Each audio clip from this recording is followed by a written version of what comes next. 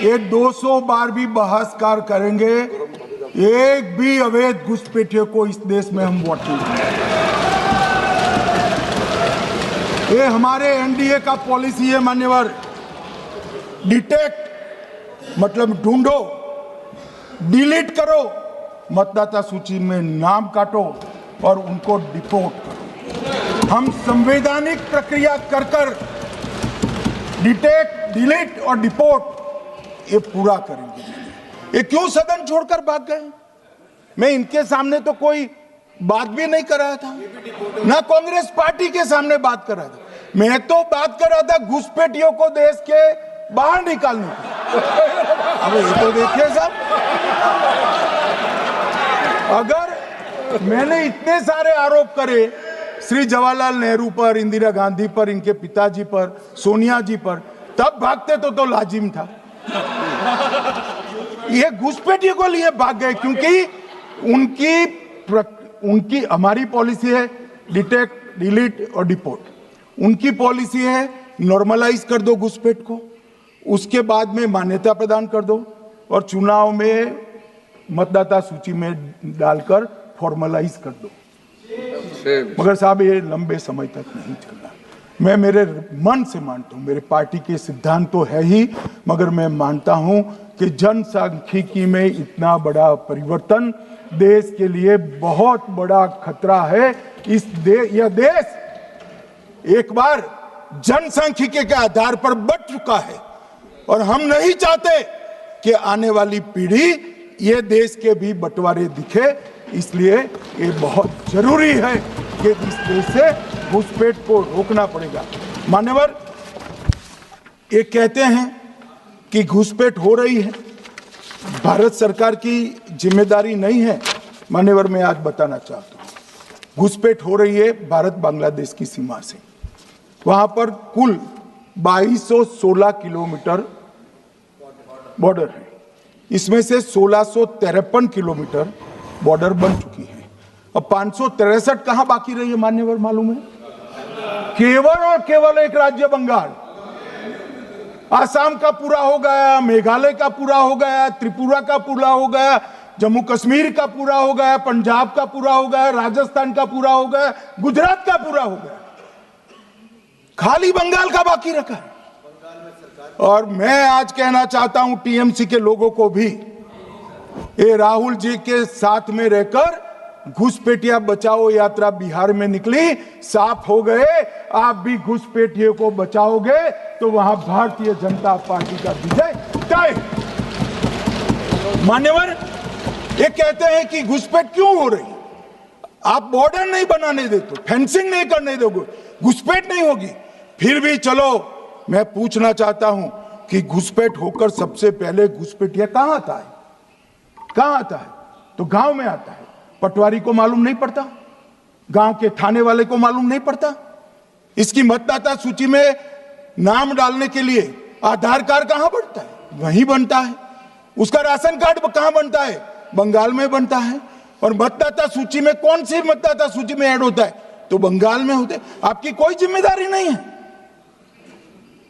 मान्यवर, ये देश के भविष्य और सुरक्षा के साथ खिलवाड़ कर रहे। कभी कभार चुनाव तो जीत जाओगे घुसपैठियों के आधार पर, परंतु इस देश की सुरक्षा को आप ताक पर रखो।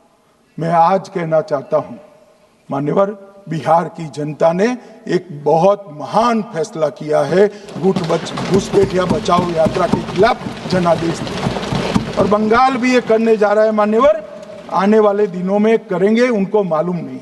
मान्यवर, मैं एक कल राहुल गांधी जी ने एक विषय कहा था कि सारी संवैधानिक संस्थाएं आपने करप्ट कर दी। मैंने पूरा बताया कि चुनाव आयोग की नियुक्ति के पहले क्या नियम थे। उन्होंने कहा कि महत्वपूर्ण पद पर आरएसएस की विचारधारा के लोग रख लिए जाते हैं, तो इसमें क्या आपत्ति है भाई? क्या इस देश में कोई कानून बना है कि आरएसएस की विचारधारा वाले हैं उनको कोई महत्वपूर्ण? अरे इस देश का प्रधानमंत्री आरएसएस की विचारधारा वाला है। इस देश का गृह मंत्री आरएसएस की विचारधारा वाला है और जनादेश से बनकर आए, आपकी कृपा से बनकर नहीं आए हैं मान्यवर। मगर उन्होंने क्या किया था वो मैं फिर बताना चाहता हूं। 1969 में इस देश का राष्ट्रपति का चुनाव हुआ।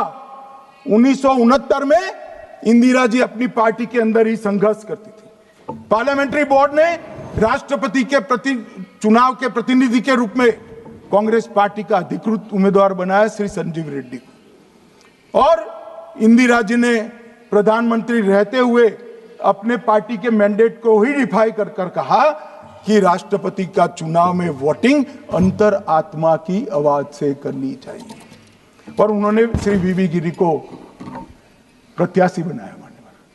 और फिर हुआ क्या, अल्पमत में थी वो, संजीव रेड्डी जी के वोट ज्यादा थे।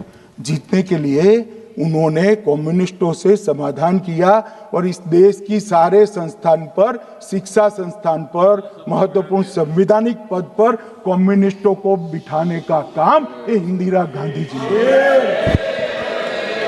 और वहीं से इस देश के विमर्श को बदलने का काम किया है, वहीं से किया है। वामपंथी विचारधारा इस देश के प्रकृति को, इस देश के स्वभाव को, इस देश की जनता को स्वीकार्य नहीं है, और इसीलिए वामपंथी लुप्त हो गए मान्यवर। उन्होंने इस देश के युवा धन को वामपंथी विचारधारा पर डाइवर्ट करने का काम किया है, जो 2014 से फिर से नरेंद्र मोदी जी ने इसको एक अच्छी तरीके से, लोकतांत्रिक तरीके से परिष्कृत करने का काम कर रहे हैं मान्यवर। और ये कह रहे हैं कि आरएसएस के विचारधारा वालों को रखते हैं। कोई ऐसा कानून नहीं है मान्यवर कि आरएसएस की विचारधारा वाला व्यक्ति कोई, आरएसएस की विचारधारा क्या है? देश के लिए मरना ही आरएसएस की विचारधारा है। देश को समृद्धि के परम शिखर पर ले जाना ही आरएसएस की विचारधारा है।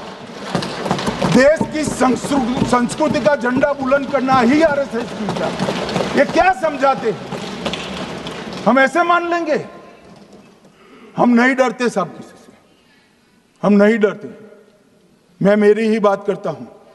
मैं तो 10 साल का था और नारे लगाता था, आसाम की गलियां सुनी है, इंदिरा गांधी खूनी है।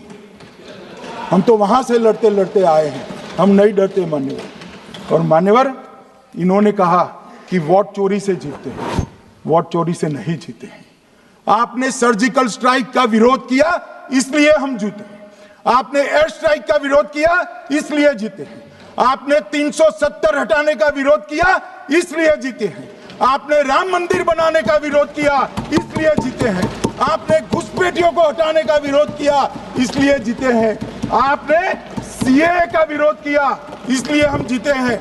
आपने ट्रिपल तलाक हटाने का विरोध किया, इसलिए जीते हैं। और आप 1 नेशन 1 इलेक्शन का विरोध कर रहे हो, इसलिए हम फिर से जीते हैं मान्यवर। 60 करोड़ गरीबों के घर में इस देश के प्रधानमंत्री जी ने घर पहुंचाया, गैस पहुंचाया, पानी पहुंचाया, शौचालय पहुंचाया, 5 किलो अनाज मुफ्त पहुंचाया और 5 लाख तक की दवाइयां मुफ्त कर दी। क्या समझते हैं कि वोट चोरी कर कर जीते हैं?